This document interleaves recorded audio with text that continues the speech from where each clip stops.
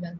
Yeah. Okay. Thanks so much, Dr. Shah, for this wonderful opportunity. It's a nice IC going on keratoconus part, and this aspect of pediatric keratoconus, that maximizing the visual potential, has already been covered to a large extent by Rupal.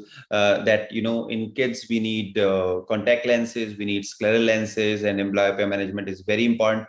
So most of the visual rehabilitation for pediatrics, you need a pediatric ophthalmologist. So what we generally do is we collaborate with our pediatric ophthalmologist, and most of our pediatric keratoconus patients, after either cross-linking or keratoplasty or anything, they take a pediatric ophthalmologist opinion also, and he's the one who manages with for the visual potential.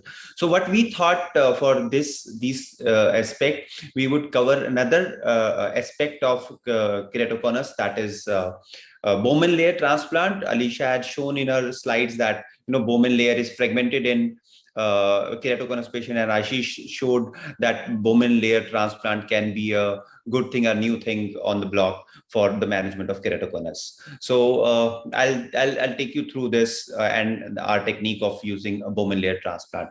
So I'll start with this case. This was a 20-year-old boy who had progressive keratoconus in right eye. He had undergone penetrating keratoplasty elsewhere 3 years back and was not very happy with the vision, mainly because of the high astigmatism. Although with contact lenses, vision was good. So he wanted a consult for right eye, and he was not interested in any suture transplant. This was a tomography image. As you can see, it is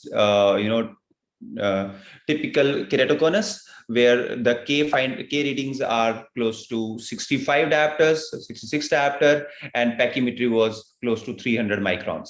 So what options do we have of in a 20-year-old boy with progressive keratoconus, nearly 300 microns cornea? We need to stabilize the disease first. And as Dr. Rupesh also mentioned, that if you have a 300, less than 400 microns cornea, it becomes very challenging to do a collagen cross-linking.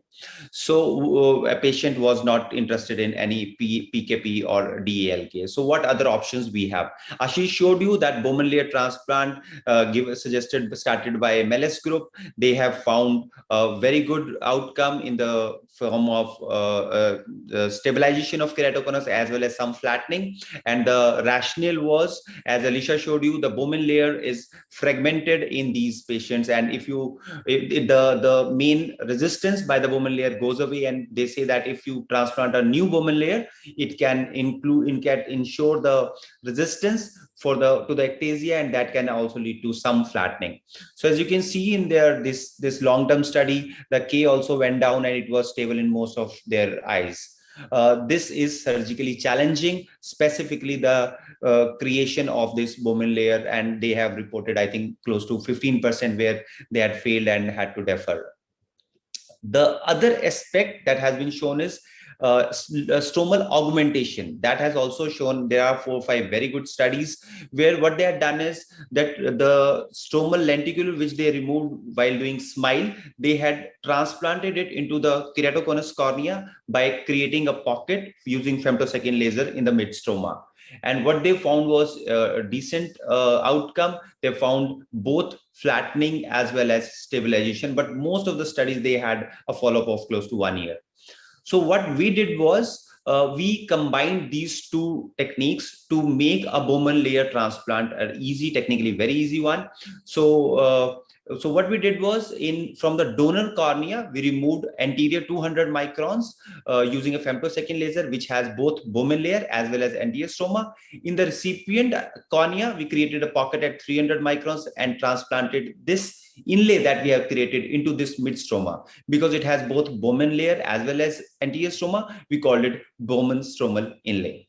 So I'll take you through the surgical steps. So first of all, the patient eye is docked and we are creating a pocket. So what we had done is the same LASIK flap software has been used. What we did was the side cut energy was reduced to 0, and the canal which is used for the release of air bubbles, that was increased in the bread, and this will be used for transplanting or implanting this inlay inside the cornea. So this is patient's eye or keratoconic eye. So this is creation of 130 micron flap. This is now donor cornea. So we have made these changes. So what we are doing is 200 microns we are using. First of all, remove all the epithelium. It is very important to remove all the epithelium by using alcohol.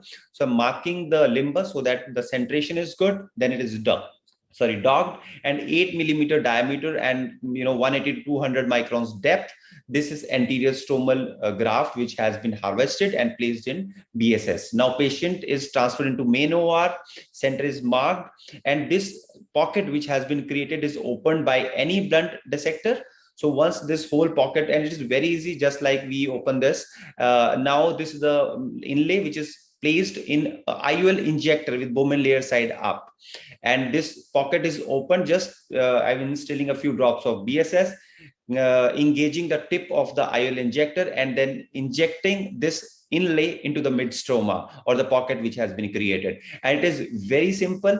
You can use for unfolding, you can use your cannula, just like, and it can be centered well, just like we do our dissect graft, and same way you can, center as well. So it is centered to the pupil, irrespective of where the cone is. So now we have this Bowman as well as anterior stroma into the mid-stroma of patient's eye.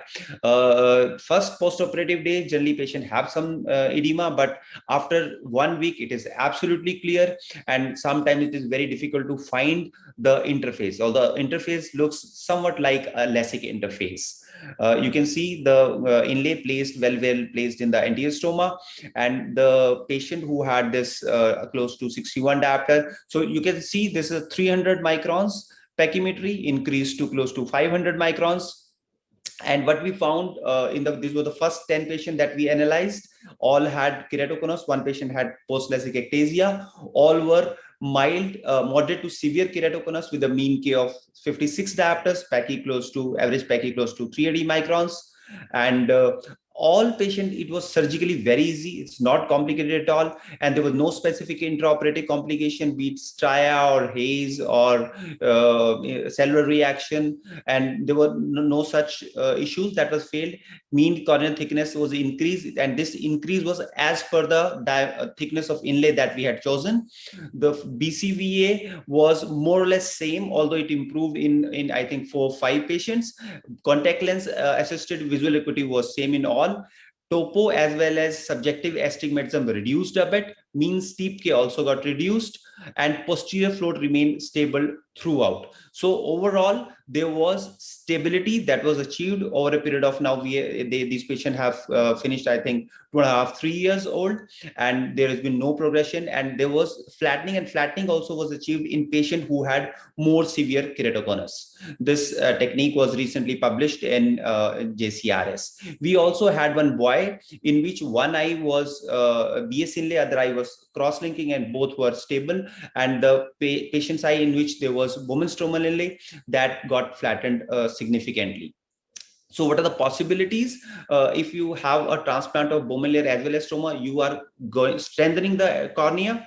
So there will be a stabilization of keratoconus for sure. So it may be an alternative for cross-linking in cases where you can't do cross-linking, or as per se also it can be a safe alternative to cross-linking. You can also achieve flattening later on, since if instead of 300 microns you have 500 microns. Later on, for visual rehabilitation, you can do a topo guided or wavefront guided surface ablation. And in case it progresses, cross-linking is always possible. We didn't cross-link these inlays.